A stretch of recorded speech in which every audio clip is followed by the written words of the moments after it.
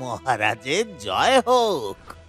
মহারাজ, শ্রীজীউকে সাজানোর জন্য আর অল্প দিনই বাকি আছে।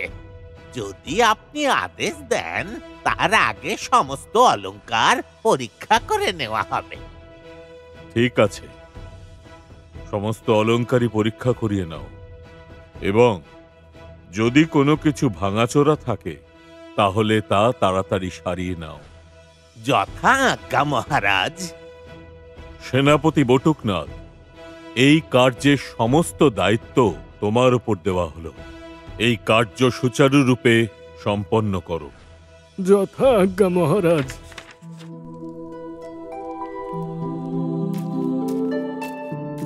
প্রধান পুরোহিত, কি দেখলেন? সব অলংকার ঠিক আছে তো? হ্যাঁ, প্রায় সমস্ত অলংকারই ঠিক আছে, কিন্তু 2-3টি অলংকার সামান্য মেরামতির প্রয়োজন আছে। মনে হচ্ছে আজ সন্ধ্যার মধ্যেই সমস্ত কার্য হয়ে যাবে।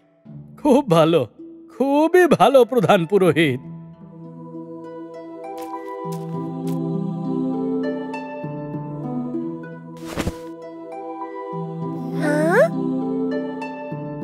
সেনাপতি মহাশয়, আরে কি হয়েছে বলরাম?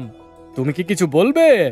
আমি ভাবছিলাম কি, শ্রীক্ষেত্রে যে ভক্তরা আসছেন তারা জগন্নাথ দেবকে দর্শন করে প্রণাম করছেন। যদি এখানে একটা দানপাত্র রেখে দেওয়া যায়, তাহলে ভক্তরা কিছু দানও করতে পারবে। লোক যে দান ধ্যান করবে সেটা তুমি কি করে জানলে? হ্যাঁ, বড় জ্ঞানী এসেছেন রে। বলরাম তো ঠিক বলেছে। যদি এখানে দানপাত্র রাখা যায়, তাহলে ভক্তগণেরা তাদের ইচ্ছানুযায়ী অবশ্যই কিছু দান করতে পারবে, যা শ্রীজীউয়ের গহনা মেরামতির কার্যে লাগবে। ভক্তদের জন্য এর থেকে বড় আর কি হতে পারে? আচ্ছা বেশ, ঠিক আছে, তাহলে এখানে একটা দানপাত্র রাখা যাক।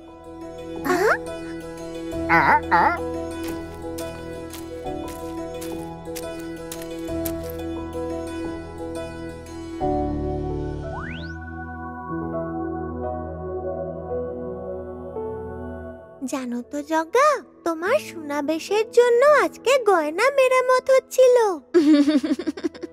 আচ্ছা জগা, আমাকে বলো তো, তোমার সোনাবেশ কেন হয়?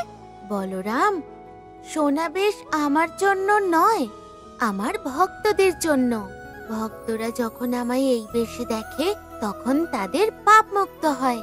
সত্যি জগা, তোমায় সোনাবেশে খুব সুন্দর দেখায়।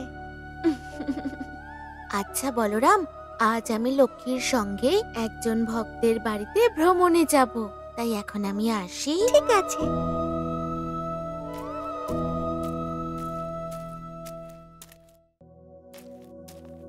বলরাম, একটু শুনে যাও।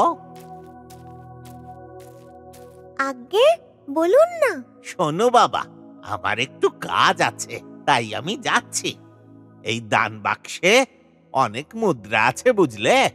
আমি না ফেরা পর্যন্ত এই বাক্সটিকে একটু পাহারা দাও। আচ্ছা, আপনি যান, আপনি যতক্ষণ না আসছেন আমি দেখছি।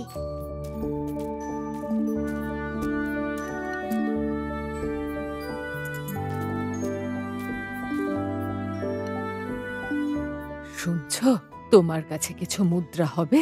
দাও না, আমি একটু দান পাত্রে দেব। কিন্তু আমার কাছে তো 2 আনা আছে। এই কয়েকটা মুদ্রা আমি চাল কিনবো বলে রেখেছি। যদি এখন দিয়ে দিই, তাহলে আমরা কাল খাবো কি? কি খাবো না খাবো সে কথা পরে ভাবা যাবে। একদিন না খেলে কি হবে? তাছাড়া যে গোটা ব্রহ্মাণ্ডের পালক, সে থাকতে আমাদের পেট খালি থাকবে কেমন করে?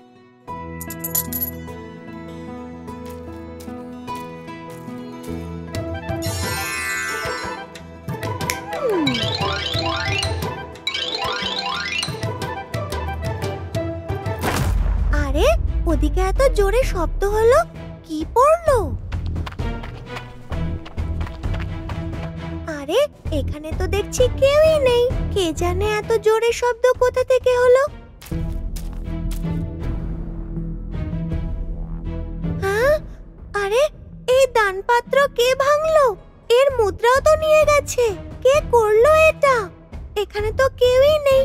প্রধান পুরোহিত এলে তাকে কি উত্তর দেব? এই ছোট্ট কাজটাও আমি করতে পারলাম না। এবারে আমি কি করব? জগা এই কথা জানলে আমাকে কি ভাববে?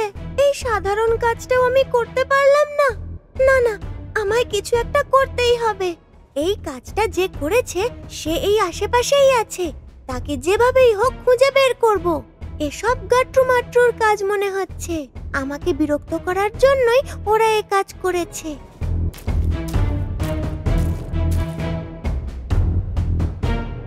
ভাই গাট্টু, আজকের দিনটা পুরো বেকার গেল। কানা করে কিচ্ছু পাওয়া গেল না রে।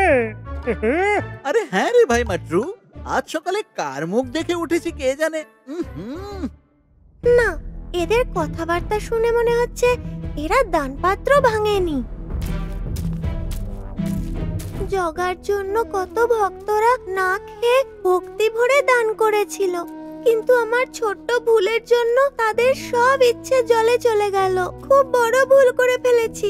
এবার আমি কি করব? প্রধান পুরোহিতকে কি করে মুখ দেখাবো? জগা জানলেই বা কি বলবে? বাবা বলরাম, কোথায় যাওয়া হচ্ছে? আমায় ক্ষমা করে দিন পুরোহিত মশাই, আমি জানতে পারিনি দানপাত্র ভেঙে কে সব মুদ্রা নিয়ে গেছে। আরে মুদ্রা আবার কে নেবে? আমি নিজেই সব মুদ্রা একত্রিত করেছি। তাহলে দানপাত্র কে ভাঙলো? দানপাত্র আবার কে ভাঙবে? দানপাত্র তো ঠিকই আছে। বলরাম, তুই যে কি বলছিস আমি কিচ্ছু বুঝতে পারছি না। হ্যাঁ, আমি এখন আসছি, তুইও তোর বাড়ি যা।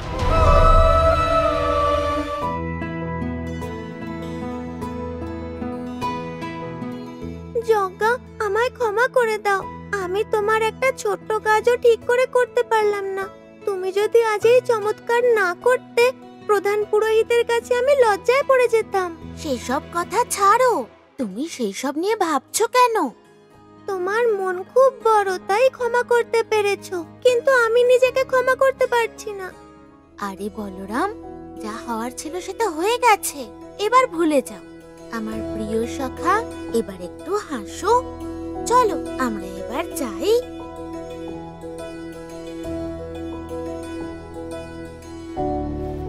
হে প্রভু জগন্নাথ, আমি একটা খুব বড় ভুল করে ফেলেছি। সেদিন আমি লোভে পড়ে আমি তোমার দান বাক্স ভেঙে সব মুদ্রা নিয়ে গিয়েছিলাম। তার জন্য আমি অনেক শাস্তি পেয়েছি। আমাকে দয়া করে ক্ষমা করে দাও প্রভু। আমি তোমার সমস্ত মুদ্রা ফেরত দিয়ে দিচ্ছি। কি বললে তুমি দাদা? সেদিন দানপাত্র ভেঙে তুমি মুদ্রা নিয়ে গিয়েছিলে? হ্যাঁ, আমি নিয়েছিলাম। আর এই ভুলের জন্য আমি অনেক শাস্তি ভোগ করেছি। কি শাস্তি ভোগ করেছো? কে শাস্তি দিয়েছে? আমি যেদিন মুদ্রা চুরি করে নিয়ে গিয়েছিলাম সেদিন থেকে আজ অবধি আমি একটুও শান্তিতে ঘুমোতে পারিনি। কখনো আমাকে সাপে কামড়াচ্ছিল, তো কখনো আমার উপর বড় বড় পাথর এসে গড়িয়ে পড়ছিল। আমার ক্ষেতে নোনা জল ঢুকে সমস্ত ফসল নষ্ট হয়ে গেছে, আর আমার বাড়ি পুড়ে ছারখার হয়ে গেছে। আর আমার একমাত্র সন্তান হঠাৎ করে অসুস্থ হয়ে শয্যাশায়ী হয়ে পড়েছে। এইসব কারণে আমার বউ রেগে মেগে বাপের বাড়ি চলে গেছে। আমার কর্মফল আমি আমার প্রভুর থেকে পেয়ে গেছি। যাতে আর নতুন করে কোনো অঘটন না হয়, আমি প্রভুর মুদ্রা সব ফিরিয়ে দিয়ে গেলাম। জগা, ভুল তো সেদিন আমারও ছিল। আমি সেদিন দানপাত্র ছেড়ে না গেলে চুরি হতোই না। তোমার বড় মন বলে তুমি আমাকে ক্ষমা করতে পেরেছো। এই দাদাকেও দয়া করে ক্ষমা করো। আমি জানি তুমি নিশ্চয়ই ক্ষমা করে দেবে। হে দীনবন্ধু কালা ঠাকুর, তুমি যে ভক্তের ভক্ত যে তোমার, তাদের স্বাগত জানানোর জন্য তোমার পবিত্র পতাকা উড়ছে দিবারাত্র। জয় জগন্নাথ।